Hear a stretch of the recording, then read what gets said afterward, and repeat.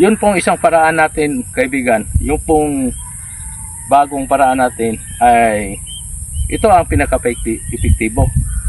Direct seeding. Mga kaibigan, kasi tag-ulan ang na kanyang pagtubo. So ito hindi masyado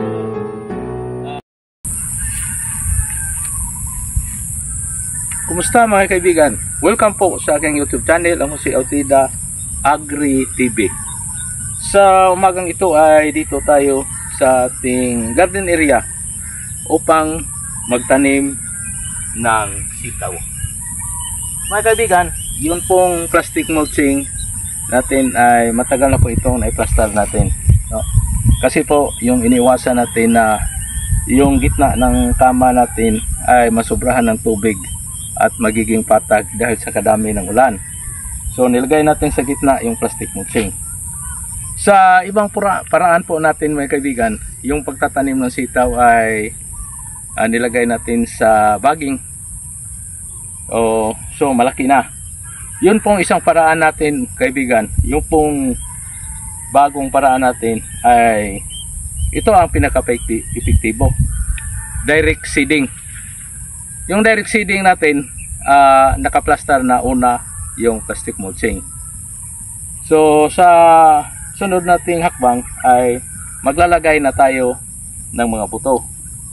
So yung ginawa natin mga kaibigan, ito. Ito.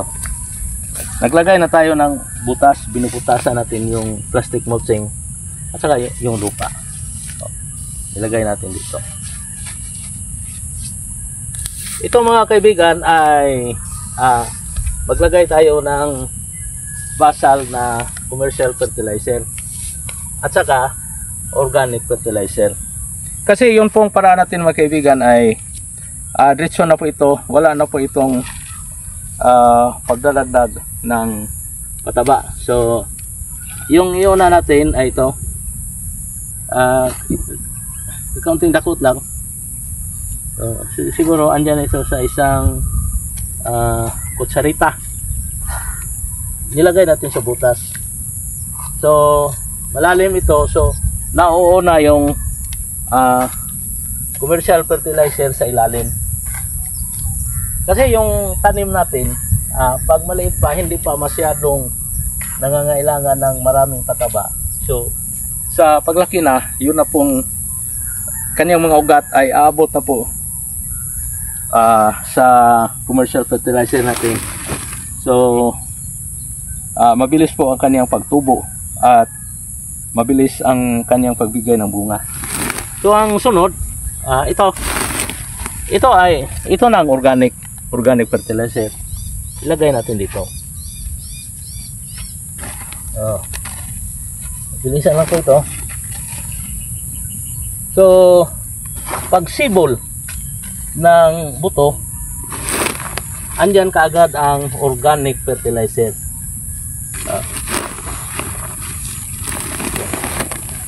So andyan na.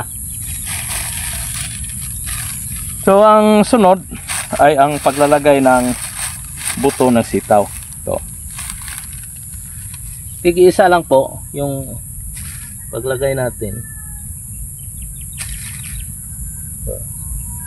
Yan. So tatabunan natin ng kakaunti lang yung pagtabo natin. So paminsan mga kaibigan, pag nagtatanim tayo ng direct seeding at saka walang plastic mulching, so nagtatanim tayo, may pagkakataon na hindi ito sumibol kasi po yung buto ay natrapo sa lupa. Kasi tumitigas yung lupa pag maraming ulan. So ito ang iniiwasan natin. Maganda pag mayroon na tayong plastic mulching na naka-plaster, makokontrol natin ang pagsibol ng mga damo. So ito mga kaibigan, dito yung sa gitna, marami ng damo. So pag wala, okay lang dito kasi ito po ang kanal, no?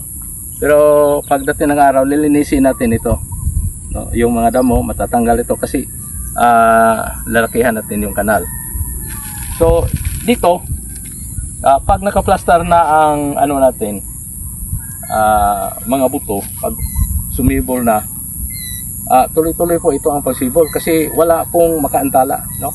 Walang damo at saka mayroong organic na ilagay na natin. So pag tubo, pagdating po sa mga kalahating o mga 2 linggo, so yun pong kaniyang mga ugat ay abot na po sa commercial fertilizer. So tuloy-tuloy ang kaniyang kuan. Maganda po ang tubo sa naranasan natin. Ang kagandahan dito, pag maraming ulan, hindi ito matitinag. So tuloy-tuloy po ito. Kasi mga kaibigan, yung lupa natin ay patag na patag. Kalibil po ito sa palaya natin, no? Yung palaya natin. So naglaan tayo ng lugar na tataniman ng gulay kasi po yung income na yun pong kita na binigay ng gulay ay hindi po matutumbasan ng palay. So kakaunti lang. So pero kailangan din natin ng palay. So kasi buo yung pagbibigay sa income ng palay. So dito tayo sa ating pagtatanim. Ito na ang paraan natin, no? Land preparation, pagkatapos lalagyan ng plastic mulching at saka ibaon natin ang buto, no? Ito sa ating pagtatanim ng sitaw. Oh. So pagdating ng araw, dito sa gitna ilagay natin ang mga poste at saka pagagapangin. Yun lang mga kaibigan. So sana po ay gagayahin ito ng marami sa ating. Kasi po maraming nagtatanim ng gulay na pagdating ng araw binabanatan ng maraming ulan, talagang masisira po yung diskarte natin. At saka kakainin lang po ng mga damo yung area natin. At hindi naman tayo makapagbawas ng mga damo pag maraming ulan kasi po maputik. So mga kaibigan, sana po ay naunawaan nyo ang ating pinagtuturo ngayon at gayahin ito ng marami para po tuloy-tuloy yung income generation natin, yung pagbigay ng kita. So hanggang dyan lang po mga kaibigan. At ito, iano po sa inyo, pakita ko sa inyo yung nauuna nating video. Yun na po ang nagiging plastada ng ating tanim na sitaw. So yung pong tanim na yon ay may plastic mulching. So, namumulaklak na mga kaibigan at saka matikas yung kanyang tayo. Maganda. So mga 1 linggo lang makapag-harvest na tayo. So i-update ko sa inyo yung pag-unang harvest natin. Hanggang dyan lang po at maraming salamat.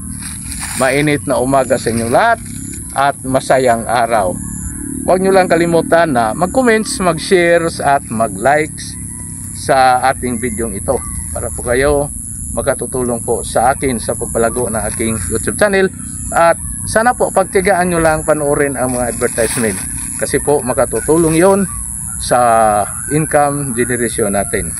Hanggang diyan po, maraming salamat.